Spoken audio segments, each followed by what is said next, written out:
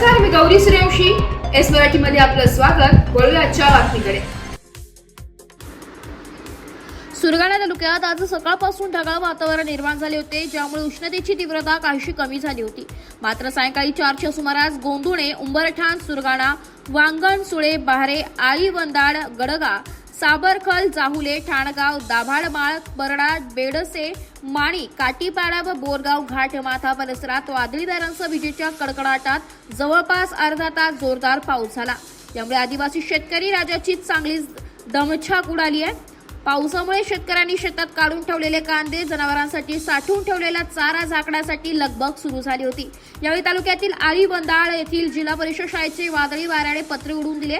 मुलांना सुट्ट्या लागल्याने मोठा अनर्थ टळला. कृष्णनगर येथील भगीनाथ पांडू बागुल यांच्या घरावर आंब्याचे झाड पडून घराचे मोठे नुकसान झाले.